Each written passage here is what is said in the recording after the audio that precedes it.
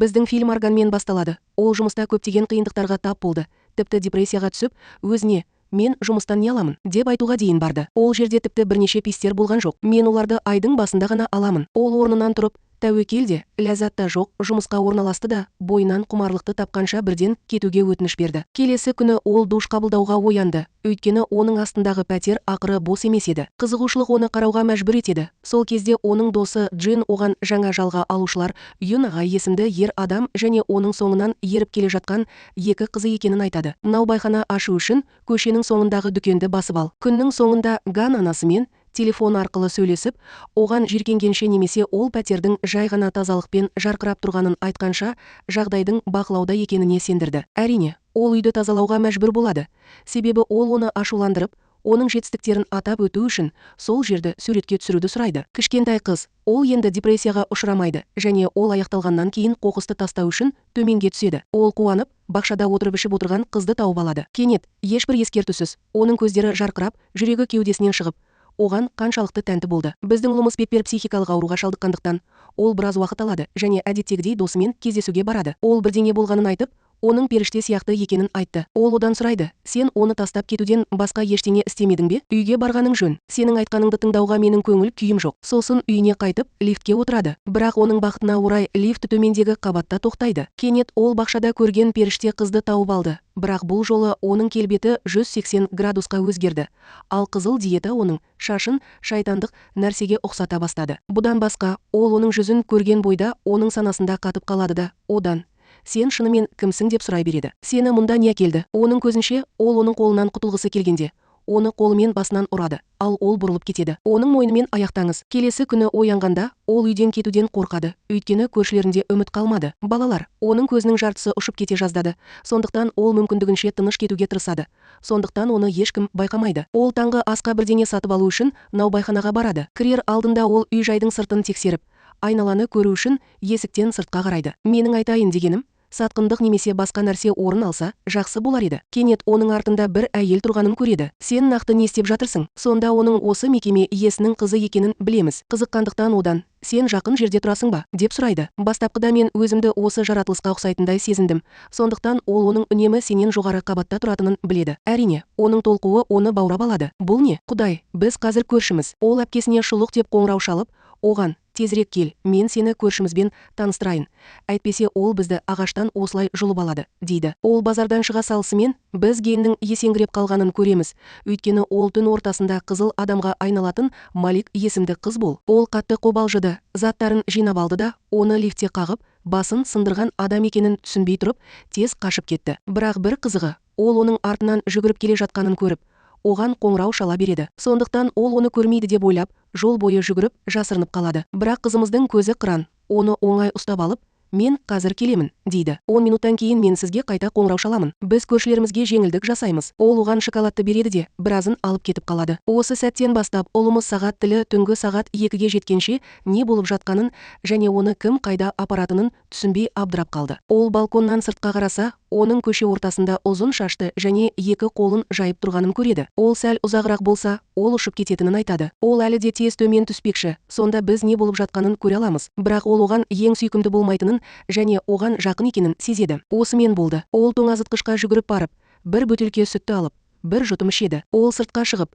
мұндай оғаш уақытта бітетін сүттің не екенін білмейтінін іштей қайталайды. Ол оны көзімен іздей береді, өйткені ол жоғалып кетті. Осы кезде біз Шырынның өз өміріне күлімсіреп, есінен танып, жолды кесіп өткенін көреміз. Көліктер келе жатыр, ал Гон оны қуып жетпес бұрын, оны қолында ұстап тұрған адамды көреді. Ал ол оның тамағына айқайлап: «Мені қазір тастап кет», дейді. Гон оған бар күшімен жүгіріп келіп, ер адамды ұстап алады. Ол оны ұрмақ болды, бірақ ол оған: «Мен оның әкесімін» дегенде таң қалады. «Айтпақшы, сен кімнің ісімен айналысасың? Неге менің қызымның соңынан еріп жүрсің? Олар ештеңе білмейді. Ол ештеңе істемеді. Ант етемін, мен бір бөтелке сүтті лақтырып тастайын деп едім, бірақ оның жолдан өтіп бара жатқанын көрдім. Мен онымен джентльмендік қарым-қатынаста болуға тырыстым. Басқа ештеңе жоқ». Олар одан: «Сен оны түнде бұрын көрдің бе?» деп сұрайды. Сондықтан олар менің онымен, сенің ұлыңмен бірге лифтте келе жатқанымды және оның басынан ұрып кете жаздағанымды біледі. Қалғандарын естіген бойда, ол бірден есіне түсіп, оның мойнын ұстап, өз құқығын көрсету үшін жүгіреді. Ол әкесі оған: "Кел, балам, өзіңнің қадір-қасиетіңнің қалдықтарын жоғалтқанша, бұл жерден кет" деп айтқанша, оны қарғай береді. Күннің соңында әпкесі көшеден қайтып келе жатқанда, оны шығарып салу үшін бөлмесіне жасырын кіреді. Оның ұйықтап жатқанын көргенде, ол өзіне: "Құдайға шүкір, мен ол жерден аман есен шықтым" дейді. Бірақ кенеттен ол әкесінің артынан келе жатқанын байқап: "Сен бұл талғампаз киімде қайда болдың?" деп сұрайды. "Мен сенің апаңның қасында болып, апатқа ұшырамауым керек екенін бірнеше рет баса айтқан жоқпын ба? Менің есікті құлыптағанымды білу үшін мен кетер алдында бәрі осылай болды деп ант етемін. Құлыптың бұзылғанын немесе бірдеңенің бұзылғанын бір Құдай ғана біледі. Ешкім білмейді. Сондықтан ол сөйлеудің мағынасыз екеніне сенеді." Келесі күні біз Гонның лифтпен түсіп бара жатқанын көреміз. Ол кездейсоқ онымен бірге келе жатқан Сақты кездестіреді. Оның тілінің ұшында оның істегені үшін кешірім сұрағысы келеді.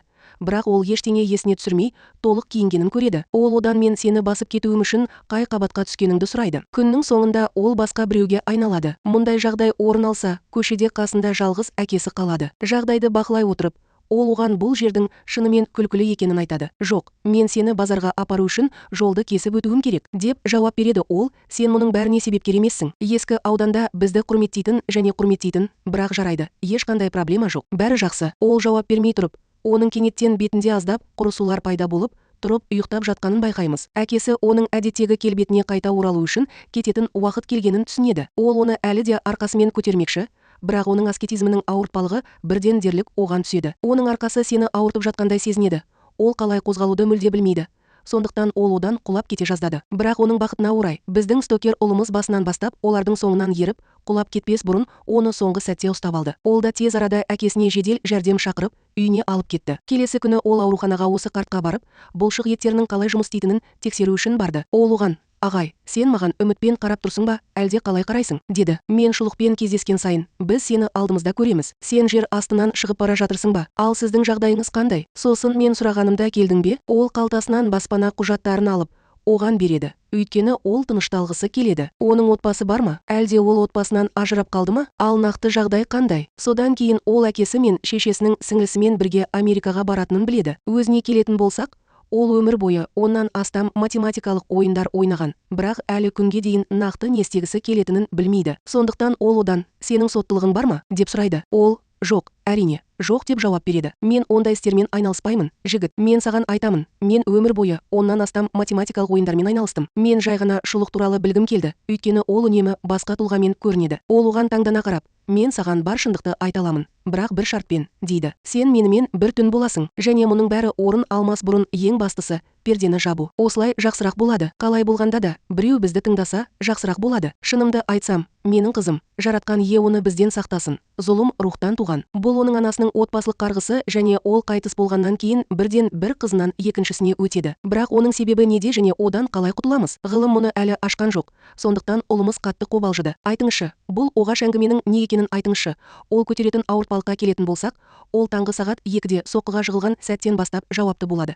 Өйткені дәл осы кезде зұлым рух пайда болады. Ол есінен танып, кейін қайтып келгенше қалыпты жағдайға оралыңыз. Әрине, ол оны шырынның бұл туралы ештеңе білмейтініне сендіреді. Өйткені ол болған оқиғаның бәрін ұмытып оянады. Күннің соңында Гон зергерлік бұйымдарды жіпке тағып, мүмкіндігінше жақсы көріну үшін шашын бір жағына тарайды. Ол төменге түсіп, оның қызыл костюмін киіп, төмен түсуін күтеді. Оны көрген бойда ол оған: "Ал енді сен менің зұлым рух екенімді білесің. Егер сен менімен ұзақ уақыт бірге болсаң, мен сенің қандай керемет екеніңді айт." Кенет ол қатты қорқып, қолын көтеріп, оған нұсқап: "Мен сені оятып жібере жаздайтын нәрсенің иісін сеземін" деді. "Құдай көреді, бұл сенің жүрегің бе? Бейшара, сен әлі де өмірге деген құштарлығыңды іздеп жүрсің бе? Жоқ, сен де айналаңыздағыларға шындықты айтуды білмейсің. Неге менімен сөйлеспейсің? Мен саған көмектесемін." Ол қатты ренжіді. Ол бұл сөздерді жүрегіне жақын қабылдап, әкесіне барып: "Ол саған бұл жол мен үшін емес екенін айтып жатыр" дейді. "Шынымды айтсам, мен мұны істей алмаймын." Бірақ оның әкесі мұның бәрін сенің әлсіз жеріңнен ұстап алу үшін істеп жатқанын біледі. Ақымақ, бұл жынның қулықтары. Егер сен оны шатастырудың дұрыс жолын білсең, ойынды сен басқарар едің. Егер сіз бұл сұрақтың сізге қиын екенін сезсеңіз, онда менде жақсы шешім бар. Өйткені сіз маған осы кезеңнің орнын толтырдыңыз. Атап айтқанда, таңертең наубайханада жұмыс істедіңіз. Ол сондай-ақ ол өзінің шынайы кейпінде болған кезде оның соңынан ереді. Ал келесі күні ол наубайханаға барғанда, оған мүлдем басқаша қарайтынына қатты таңғалады. Және ол әпкесінен шынымен бәрін ұмытып бара жатқанын сұрайды. Және ол ең таңғаларлық ақпараттың елес рухының таңертең немесе тіпті түнде болып жатқанның бәрін есте сақтайтынын растайды. Ал шын мәнінде ол оны түнде кездестіргенде, ол оған күле береді. Өйткені ол бұл дүниеде болмаған. өйткені бұл оның жұмыстағы алғашқы күні, және ол оған болып жатқанның бәрі шынайы екенін айтады. Қымбаттым, мен бұл елес диалогы фильмдегі соңғы диалог деп ойладым. Солай болды. Сонымен, бұл еркелік пе? Мен білмеймін. Тағы да қайталаймын. Ол оған есеңгіреп қарайды. Мен оған шабуыл жасай бастадым. Менен басқа біреу сені мазақ ету үшін біледі ме? Содан кейін мен сенің күні бойы осылай отырып, оған қарап көзіңді жұмып отырғаныңды ескердім. Сонда бұл не? Ұстазым, бұл не? Оны құшақтап ал. Ол бәрібір оянады. Оның есінде ештеңе жоқ. Сондықтан ол оны киіп алғанша, ол одан тез қашып кетеді. Мен оны қорқытамын. Сондықтан ол бұл әдістер оған сәйкес келмейтінін сезеді. Сондықтан біз оның бірден жақсы жанға айналғанын көреміз. Және ол оған қысқы даусымен, шынымды айтсам, мен саған тәнтімін, бірақ ол мұны толық біледі, дейді. Оянып, әкеңнің ол сені ғана емес, сені де басқаруға тырысып жатқанын айтқан сөздерін есіңе ал. Мен саған сенбеймін, өйткені мені ешкім ешқашан мұндай тез сүймеген. Сондықтан ол шындықпен келісіп, оны қабылдайды. Олар базарға барады. Сондықтан ол өзіне ұнайтын тортты сатып ала алады. Содан кейін ол өзін тыныш сезінгенде, оның ішінде не болғанын сұрайды. Бұл дене ме? Оның айтуынша, оның ата-бабаларының бірі оны қатты ренжіткен. Сондықтан ол оны киген. Содан кейін мен бірінен екіншісіне ауысамын. Егер білгің келсе, мен қанша уақыт жүре беремін. Құдайға ант етемін. Ол оның сөздеріне сенбейтінін түсінгенде, ол тез орнынан тұрып, айналасындағылардың бәрін ұрып, соғуды жалғастырады. Сондықтан жәндік оны ұстап алып, оны әлі де жеп қояды. Оған өзінің кім екенін дәлелдеу үшін, бұл зұлым рух және осының бәрі немесе жиіркенішті адам. Қалай болғанда да, оған оның ақымақ екенін айту оңай. Сен бәрін дұрыс түсінбедің, ақымақ. Мен оларды бәрібір түскі асқа жеймін. Содан кейін бір күн өтеді. Ал біздің ұлымыз жезөкшелер үйінде қаншықтармен бір күн өткізеді. Ал түнде ол оны қуанту үшін оны зұлым рухпен өткізеді. Және ол соңына жеткенде, ол әпкесіне одан ақпарат алуға мүмкіндігі жоқ екенін айтады. Ол оған бұл бәс тігуді қатты құрметтейтінін айтады. Оның үстіне ол ақымақ және күлуге оңай. Сондықтан ол бұл идеяға қатты қуанады және оны өзімен бірге ойын сауық саябағына апарып, ойыншық-қонжық ойынын жасап көреді. Одан шық, олар бұл туралы біледі және ол оған: "Тыңда, ханым, өзіңізге ұнайтын қонжықты таңдаңыз. Мен оны сізге аламын", дейді. Сен мұны 3 рет жасадың. Бірақ егер қолыңнан келсе, сені оның денесінен қалай шығару керектігін көрсетесің. Тағы бір нәрсе, біз арамыздағы формалдылықты алып тастаймыз. Сондықтан сен менен кішісің. Мен оны жақсы көремін. Олар өте сүйкімді, шынымды айтсам. Сондықтан ол оған бітті деп жауап береді. Бірақ егер сіз оған қалай жетуге болатынын білмесеңіз, мен оны футболшының денесінде ұстауға кететін уақытты көбейтемін. Ал Құдай қаласа, ұлымыз көптен бері жылап жүргендіктен, ол өте оңай ұялып қалады. Бұл оның жақсы ойнайтын нәрсесі. Сол кезде ол оған бәрі біткенін айтады. Зұлым рухтан қалай арылуға болатынын білгіңіз келмей ме? Бар болғаны оның атын 3 рет айтып, сыртқа шығуын өтінсеңіз болғаны. Қараңызшы, бұл қаншалықты оңай. Ол бұл туралы миын тырнап, одан: "Сонымен, сенің атың кім?" деп сұрайды. Ол шыншыл болып көрінеді. Бұл оның солай екенін білдіреді. Ол оған: "Әрине, есімде жоқ", деп жауап береді. Бұл сұрақтар қойылып жатыр. Келесі күні ол Масаға барады. Ол кездейсоқ бірге жұмыс істейтін мейрамханаға кондитерлік өнімдерге тапсырыс беру үшін. Мекеме иесінің баласы оны көрген бойда, оның алдында біраз уақыт тұрып, оған біртүрлі қарап тұрғанын және әлі де оның қолынан ұстап тұрғанын көреді. Бірақ біздің ұлымыз өте сақ. Ол оны алып кетуге барады. Олар бір жерде бірге сусын ішуге отырады. Сол кезде Калам оларды алып кетеді. Ол оған бұл туралы айтады: "Мен өзімді соңғы кездері жақсы ұйықтамағандай сезінемін. Өйткені мен күн сайын өте оғаш түс көремін. Онда мен барамын, ал біреу мені қорғап тұрғандай айналамда жүреді." Осылайша оның жүзі қайталанбас келбетке ие бола бастайды. Ал күлкісі одан 1 секундқа да кетпейді. Және ол: "Иә, мен қорғаушымын", дейді. "Мен сені қорғаймын", бірақ ол оның онымен қарым-қатынасын толығымен үзіп жатқанын көреді. Ол оған осылай, оның көзінде ит бар деген сөзді айтқанда, бұл сөз оған қатты әсер етеді. Ол түнде өзен жағасында онымен бірге отыратындай дәрежеде және ол осылай: "Бұл оның көзіндегі ит", деп ашуланып оған шағымданады. Кенеттен олар жедел жәрдемнің дыбысын естиді. Ал полиция көпірдің басында біреудің секіріп кеткісі келетініне сенімді. Біздің қыз бар ынтасымен жылдам жүгіріп, төменнен белгі береді. Осылайша ер адам мұның бәрін оның көңілін көтеру үшін істеп жатыр деп ойлайды. Бірақ оның орнынан тұрып, секіруді айтқанын білгенде шошып кетеді. Бұл өте оңай. Бұл улы ит пен Джек сияқты болады. Сен маған сенбесең де, сынап көрейін. Кенеттен ешқандай алғысөзсіз оның шынымен де секіріп, жүгіріп келе жатқанын көресің. Егер бұл сізге оның жарық екеніне сенетінімді дәлелдесе, әрине, Гон шошып, оның артынан секіреді. Бірақ жедел жәрдем оны тез алып кетеді. Өйткені ол қалай тұру керектігін білмейді. Оған келетін болсақ, ол өрттің ортасында тұрған кезде бақылау камераларынан түсіріліп жатыр. Өзен балық аулап жатыр. Сол кезде бұл жаңалық барлық жерде шығады. Сондықтан оған басын жақын маңдағы қабырғаға соғу оңай болар еді. Дейді ол оларға: "Мен кешірім сұраймын. Өйткені мен жай ғана орындыққа барамын." Яғни ұлымыз оны қызығушылықпен алып, әпкесінен сұрайды: "Ол күн сайын сол жерге баратын орындық қандай?" Ол оған француз тілін үйреніп жатқанын айтады. Өйткені ол саяхаттап, наубайханасын ашу үшін оқуын сонда аяқтағысы келеді. Оның көңіл күйі оған қатты әсер етті. Ол қалай кетуді білетін жалғыз адам, немесе ол бір жерге келеді. Ал күннің соңында ол оның кетуін күтіп, ашуланғалы жатыр. Бірақ оны көшеде шашы бос, ақ көйлек кигенін көргенде қатты таң қалды. Ол одан жайбарақат, неге бұлай тұрсың, деп сұрады. Оның әлі киімін ауыстырмағанына таң қалып, оны өзімен бірге серуендеуге апарып, неге әлі ұйықтамадың, деп сұрайды. Ол оған бүгін менің анамның қайтыс болғанына 1 жыл толғанын айтады. Мен сағыныштан ұйықтай алмаймын. Ал біздің ұлымыз жай ғана бомба болғандықтан Джентала оған кез келген нәрсе туралы сөйлесуге болатынын айтады. Менің барлық назарым ол оған мініп отыр. Бірге киноға бару туралы не ойлайсың? Кенет фильмнің ортасында былая қолын оған жақындатады. Ол толқып, оның қолынан ұстайды. Ол да енді бақытты емес, бірақ оның қуанышы ұзаққа созылмайды. Өйткені ол ашуланып күліп, ол сені кездейсоқ ұстап алған жоқ па?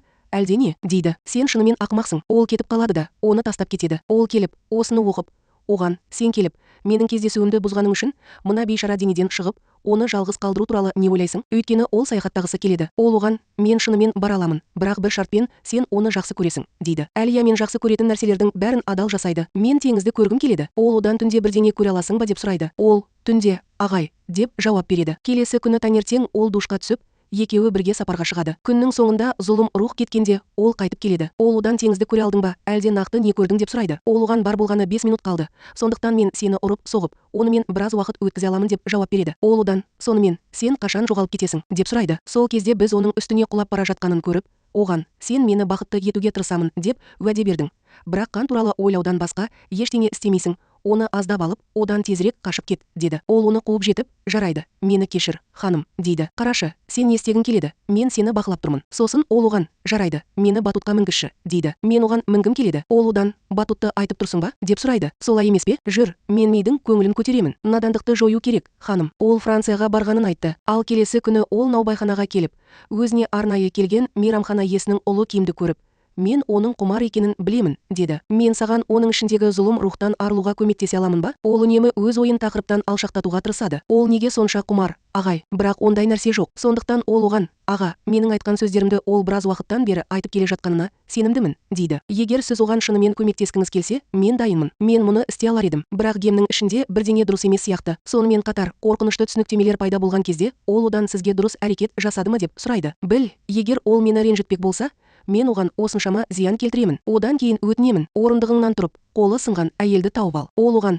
кешіріңіз, маған арбаны өзіңіз көріп тұрғандай байлап бере аласыз ба, дейді. Содан кейін ол енді оған көмектеспейді. Ол қалтасынан киімін алып, оны ризашылық белгісі ретінде қарастыруын айтады. Ұлпеге автобусқа отыра салысымен, ол бірден киімін жейді. 5 минуттан кейін ол құлап, терезеде ұйықтай бастайды. Киім бәрін реттеп қойғандықтан, жағдай оған әсер етпеуі үшін оның артына кіріп, қасында тұрады. Осы кезде Ган кешігіп қалғанына қобалжи бастайды. Сонымен қатар, ол оған қоңырау шалғанда, оның ұялы телефоны өшірілгенін көреді. Бақытымызға орай, әкесі ұялы телефонын оның орналасқан жеріне байлады. Сондықтан ол оның қайда екенін оңай анықтай алады. Ол көлігін алып, бірден сонда барады. Сол сәтте ол оған, сен мүлдем ақымақсың ба? Мен мұның бәрін саған көмектесу үшін істеп жатырмын. Содан кейін мен кішкентай отбасыма кетемін. Мен жаттығуым керек. Менің айтайын дегенім, біз үшін одан құтылу өте оңай. Бірақ ұлымыз бас тартып, оған өмірінде қандай спорт түрлерімен айналысқанын көрсете бастайды. Ол оны алып, көлікке қарай жүгіреді. Олар жолда қайтып келе жатқанда, ол, егер сен маған не болғанын айтқың келсе, мен сені әдеттегідей тыңдай аламын, деп сұрайды. Алдағы 1000 жылда біздің ауылда үлкен аштық болып,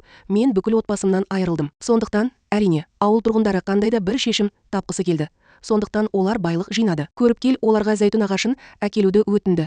Ол жай ғана олардың мәселелерін шешу үшін құрбандық шалуды ұсынды. Жаңа ауыл бұдан басқа жақсы нәрсеге мән бермейтіндіктен, олар менен құтылып, өздерін құрбан ретінде ұсынуға шешім қабылдады. Бақытыма орай, менің күлімді алып, құмыраға салып, көміп тастаған лайықты отбасы болды. Ол жер астында болды. Жылдар өтті. Джиддадан келген футболшы пайда болды. Ол өзінің барлық ақылдылығы мен айлакерлігімен қызығып, жерді қазып алды. Менің айтайын дегенім, ол бұл құмыраны тапқанда, оны алып, оған маринатталған қияр жасау үшін жуып тастады. Әрине, оны киюден басқа баратын жері болмады. Солай болды. Мен саққа жеткенше бір жерден екінші жерге ауысып, оған осы қайғылы оқиғаны айтып бердім. Айтпақшы, менің қатысуым туралы уайымдаудың қажеті жоқ.